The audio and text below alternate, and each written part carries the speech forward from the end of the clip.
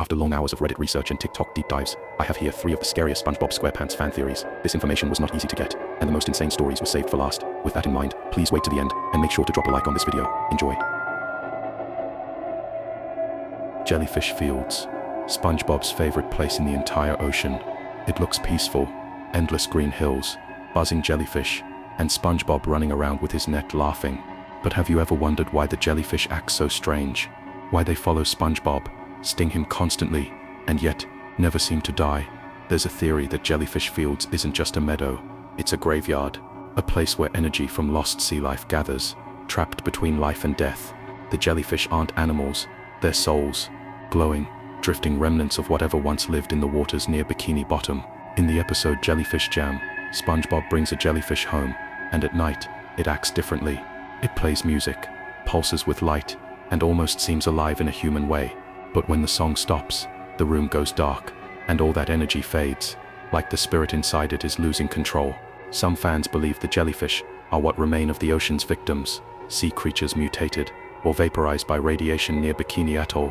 Their bodies dissolved, but their energy didn't. That's why Jellyfish Fields hums with static whenever SpongeBob runs through it. It's not electricity, it's souls reacting to his presence. And maybe that's why SpongeBob feels so happy there. Maybe the jellyfish recognize him.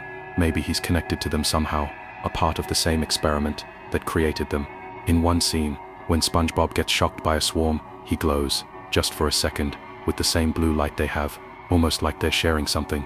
If you pause during that moment, the shadows in the background shift. Some look like outlines of sea creatures, others look human. So next time you see SpongeBob running through Jellyfish Fields, remember, he's not just playing, he's visiting something, or someone.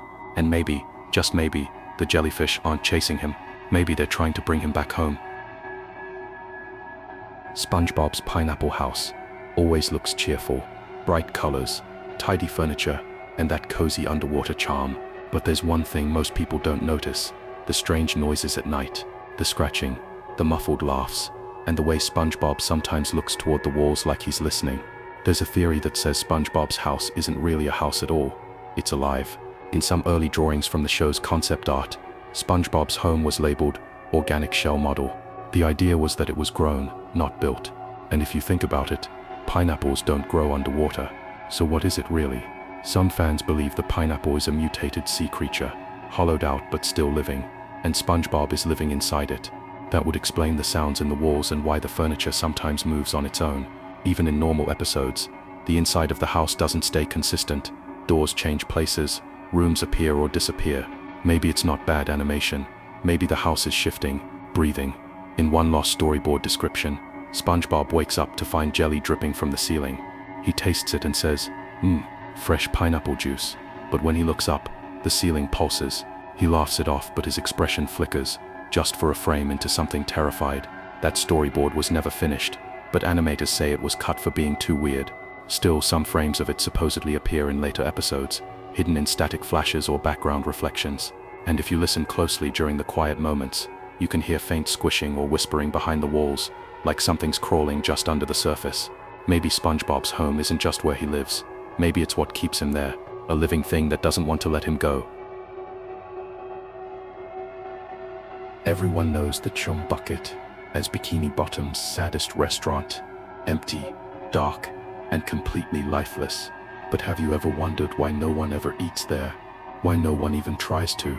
Sure, the food is gross, but what if that's not the real reason? According to a creepy fan theory, the Chum Bucket isn't just a restaurant, it's a cover-up. Plankton isn't trying to steal the Krabby Patty formula. He's trying to contain something buried beneath his own building, something that should never have been found. If you pay attention in certain episodes, you'll see hints. In Plankton's army, the camera briefly pans down into the floor when he lifts the grate, and for a single frame, there's a dark tunnel below. In Someone's in the Kitchen with Sandy, there's a low hum in the background whenever the basement door appears. That sound, it's not the fryer, it's deeper, older, almost like breathing. Some fans think Plankton discovered an ancient creature, a leftover mutation from the radiation near Bikini Atoll, and he built the Chum Bucket directly over it. The chum he makes isn't food, it's bait.